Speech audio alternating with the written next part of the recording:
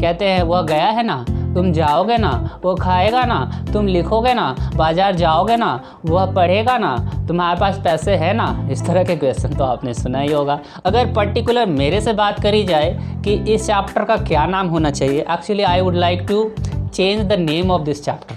मैं चाहता हूँ इस चैप्टर का नाम चेंज कर दूँ। ग्रामर ने रखा क्वेश्चन टैग, लेकिन मैं चाहता हूँ इसका कुछ अलग नाम रखना। क्या? तो चलो दिखा देता हूँ। तो मैं चाहता हूँ इसका नाम रहे डाउट। क्या रहे? डाउट। यहाँ पे बी साइलेंट है बाबू, तो इसको पढ़ते हैं डाउट। तो यहाँ पे क्या होता है कि हर चीज़ में डाउट होता है। क्वेश्चन टैग करने का अर्थ क्या होता है कि डाउट होता है, हमारे पास कोई डाउट है, संदेह, शक, शंका अंदर मन में होती है, इसलिए हम इसको अपनी संदेह को, अपनी शंका को, अपनी डाउट को क्लियर करने के लिए क्वेश्चन टैग को बनाते हैं। समझ में आई ना बात है? इसलिए मैंने क्वेश्चन टैग के बदले क्या नाम दे दिया? डाउट। आई होप अब आप अच्छी तरह से समझ गए होंगे कि मैं क्यों भला चेंज करना चाहता हूँ इस चैप्टर का नाम। अगर सहमत हो तो आप कमेंट बॉक्स में कमेंट करें कि ये सही है या नहीं। अगर आप चाहते हैं कि कोई और दूसरा नाम हो तो आप कमेंट बॉक्स में कमेंट कर सकते हैं। I am VK Sharma and you are watching my channel Samarpan VK. आपका इस चैनल पे बहुत बहुत स्वागत है। तो चलिए आज स्टार्ट करते हैं एक नए चैप्टर को लेकर आए हैं, जिसमें आपको आज के चैप्टर में it is very important chapter for every classes and today chapter is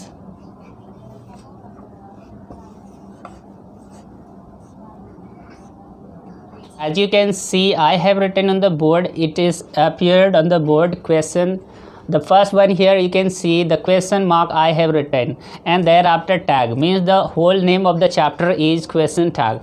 And in this chapter we will read out something different thing. It's quite easy, you have to be something busy behind that to know. तो आज हम question tag के बारे में जानेंगे, और question tag बहुत ही important session होता है, क्योंकि आप 8, 9, 10, 11, 12, 13, 14, 15 किसी भी क्लास में होगे तो आपको क्वेश्चन आने ही आने, so it is very important. तो चलिए अभी हम सीखते हैं क्वेश्चन टैग को।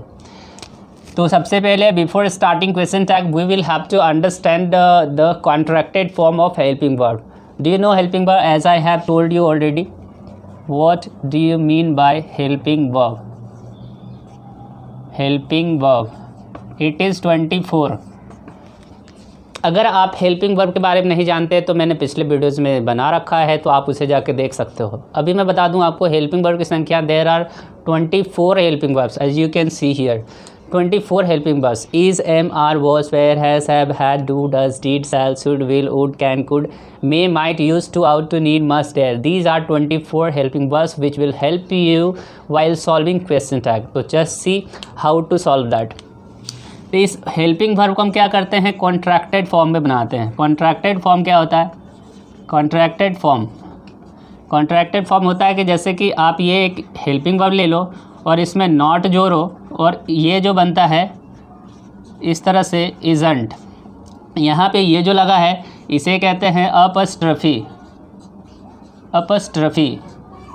यानी क्या करना है? पूरा का पूरा हेल्पिंग वर्ब लिखना है, नॉट में क्या करना है? नॉट का ओ हटा देना है, उसके जगह अपस्ट्रफी लगा देना है।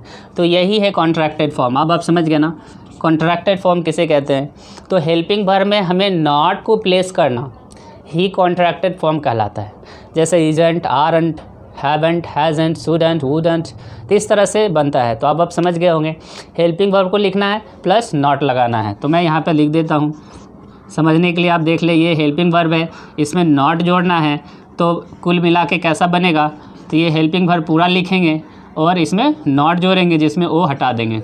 तो इस तरह से फॉर्मेशन होता है। अब आप समझ गए। लेकिन 3 हेल्पिंग वर्ब ऐसा होता है जिसमें ऐसा नहीं होता है। तो चलिए उसके बारे में जानते हैं कि कौन कौन से वो हेल्पिंग वर्ब हैं। पहला है सेल प्लस नॉट, ये बनाता है सांट, साइलेंट नहीं होता है, यहाँ पे ध्यान देना है। दूसरा है विल प्लस नॉट, और ये बन जाता है वोंट, यहाँ पे विलेंट नहीं बनता, इसे भी ध्यान रखना है आपको। और तीसरा है am plus not, it is what you know, it is not amn't, it is aren't. तो एमेंट नाम की कोई चीज़ नहीं होती है, आपको इसको ध्यान देना है। एमेंट नाम की कोई चीज़ होती ही नहीं है। तो एम प्लस नॉट भी आरंट होता है और आर प्लस नॉट भी आरंट होता है, फॉर योर काइंड इन्फॉर्मेशन। तो it is very important to memorise in your mind if you know the contracted form. All the verbs, all the helping verbs follow the same rule like this what I have written here, but except these 3 helping verbs. I hope कि अब आपको helping verb समझ में आ गया होगा और contracted form कैसे करें ये भी समझ में आ गया होगा। तो चलिए अब आप क्वेश्चन टैग सीख चुके हैं, कैसे बनाना है देखते हैं। एग्ज़ाम का क्वेश्चन फॉर्मेट कैसा होता है तो देखते हैं। एग्ज़ाम में क्वेश्चन पैटर्न होता है जैसे कि he has done this, he has done this, और यहाँ पे कॉमा लगा होता है और dot dot dot dot dot और लास्ट में क्वेश्चन मार्क होता है। तो ये आपका पैटर्न है क्वेश्चन का। तो इस पैटर्न को आप देखें और समझें। अगर अब आपको इसे कहेगा क्वेश्चन टैग में चेंज करने तो आप कैसे करोगे? तो हमें कुछ नहीं करना होता है, हमें क्या करना होता है, हेल्पिंग वर्ब फाइंड आउट करना होता है। तो आप यहाँ पे देख सकते हो ये है। अब आप देख सकते हैं if you want, if I say where is the helping verb in this sentence you can find out easily has is here helping verb. और मैंने क्या कहा, क्वेश्चन टैग बनाने के लिए हेल्पिंग वर्ब खोजना है और देखना है कि अगर उसमें नॉट लगा हुआ है तो हटा देना है। क्या लगा हुआ है तो हटा देना है और हटा हुआ है तो लगा देना है। तो यहाँ पे देखो क्या है, नॉट लगा है क्या, तो नहीं लगा हुआ है, तो इसमें क्या करना, लगा देना है। तो इस तरह से लगाना है, कॉन्ट्रैक्टेड फॉर्म में लगाना है, हैज़न्ट। समझ में आ गया ना। और सब्जेक्ट लिख देना। तो सब्जेक्ट क्या होता है, हेल्पिंग वर्ब से पहले सब्जेक्ट होता है, तो ये हमारा सब्जेक्ट है। तो यहाँ पे हम सब्जेक्ट ऐड कर देते हैं और ये बन गया आपका क्वेश्चन टैग। तो इसका अर्थ होता है ही हैज़ डन दिस, उसने यह किया है। अगर इसकी हम ट्रांसलेशन कर दें तो उसने यह किया है, इतना का, ये इतना का ट्रांसलेशन है, उसने यह किया है। और ये जो आगे बढ़ गया तो हम यहाँ पर लगा देंगे ना, तो ये पूरे का ट्रांसलेशन बन गया है, उसने यह किया है ना। मतलब क्या कि we use this chapter in our daily life frequently.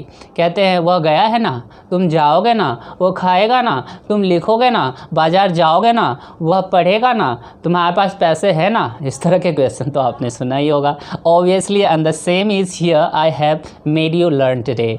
सो अगर पर्टिकुलर मेरे से बात करी जाए कि इस चैप्टर का क्या नाम होना चाहिए, actually I would like to change the name of this chapter.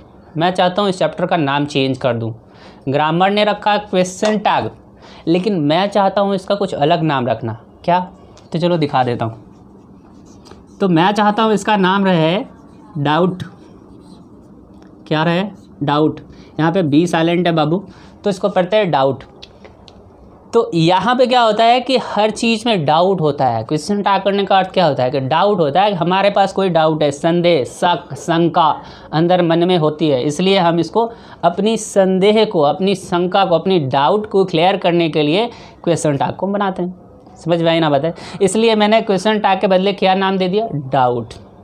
I hope अब आप अच्छी तरह से समझ गए होंगे कि मैं क्यों भला चेंज करना चाहता हूँ इस चैप्टर का नाम। अगर सहमत हो तो आप कमेंट बॉक्स में कमेंट करें कि ये सही है या नहीं। अगर आप चाहते हैं कि कोई और दूसरा नाम हो तो आप कमेंट बॉक्स में कमेंट कर सकते हैं। चलिए आगे चलते हैं, कुछ और एग्जाम्पल देखते हैं जिससे आपको और ज़्यादा क्लैरिटी मिलेगी। जैसे I am a boy, simple सा एग्जाम्पल। और इस तरह से फिर आपको यहाँ पे खाली जगह में प्लेस करना है, आई एम अ बॉय। तो यहाँ पे देखो एम लगा हुआ है, इसमें नॉट जोड़ेंगे तो आपको बताया है अभी एम प्लस नॉट क्या होता है, आरंट होता है। अभी सब्जेक्ट देखो क्या है, तो आई है, तो यहाँ पे लगा दिया आई।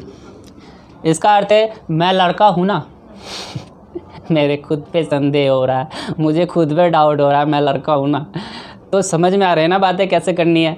अब एक नॉट वाला एग्जाम्पल देखते हैं, जैसे कि you are not a girl. तो ये देखो यहाँ पे भी क्या करना है आपको, यहाँ पे नॉट लगा हुआ है तो हमें नॉट ऐड नहीं करना है, सिर्फ हेल्पिंग वर्ब को लिखना है, आर और सब्जेक्ट लिख देना है। तो यहाँ पे लिख देंगे हम आर यू। समझ में आई ना बात है। इसका भी मतलब वही होगा, तुम एक लड़की हो ना। समझ में आई। तो ये सारे चीज़ जो है आपको समझना है। ये बेसिक थी कुछ बातें जो आपको समझनी है। बस आपको क्या करना है, हेल्पिंग वर्ब खोजना है। नॉट नहीं लगा है तो लगा देना है और लगा है तो हटा देना है। समझ गए बातें। अब मैं आपको कुछ ऐसे वर्ड्स बताने जा रहा हूँ कि जिससे क्वेश्चन एग्ज़ाम में पूछे जाते हैं। Scarcely, hardly, rarely, बेयरली, seldom,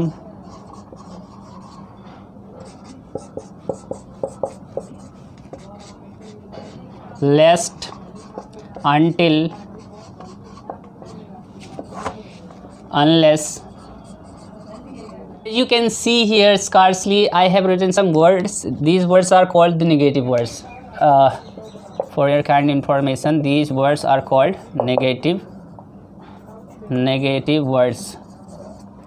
Okay, these are negative words. You have to memorize that. Like scarcely, hardly. You can see here scarcely, hardly, rarely, barely, seldom, least, until, unless, none, nobody, nothing, never, nor, neither, no one. These all are negative words. When these words are used in the sentence, there will not be not. समझ में आई बात है क्या? कुछ example लेते हैं। और भी कुछ है, जैसे फ्यू है, लिटिल है, ये भी आपका नेगेटिव वर्ड है, तो ये भी आपको ध्यान देना है। कुछ मैं एग्जांपल ले लेता हूँ, जैसे आई हैव फ्यू फ्रेंड्स। तो अब देखो आपको यहाँ पे भरना है। आई हैव फ्यू फ्रेंड्स, तो यहाँ पे नॉट तो नहीं लगा है ना, लेकिन फ्यू लगा हुआ, और फ्यू क्या है? Negative word. तो अब देखो यहाँ पे हैव है, तो इसमें नॉट नहीं जोड़ना है। क्या करेंगे? सिर्फ और सिर्फ हैव और सब्जेक्ट लिख देंगे। यानी इस तरह के क्वेश्चन पूछे जाते हैं। तो in examination these words are put in the questions so that students may confuse. तो ये क्या है कि आप देख सकते हैं इन सारे वर्ड्स में ये है कि नेगेटिव तो है लेकिन पता नहीं चलता देखने पर, अंदर से नेगेटिव है। तो आप इन सारे वर्ड्स को याद कर लें ताकि आपको आगे फ़ायदा हो। अगर आप नहीं करेंगे तो एग्ज़ाम में क्वेश्चन तो आएंगे, आप नोट लगा के बना देंगे और आपकी गलती हो जाएगी। फिर मेरे वीडियो पे कमेंट करना, सर आपने गलत बताया। तो I will not be responsible for that. Okay then, if you want to learn something more from this part of this question tag, you can comment me for more videos. If you like this video, you can like and subscribe and also can share. करना पड़ेगा, बिल्कुल करना पड़ेगा, इतना देख लिया तो share करो, जल्दी करो, अभी करो। Thank you for watching this video. मिलता हूँ मैं आपसे नेक्स्ट वीडियो में, तब तक के लिए keep watching and keep learning. Thank you once again.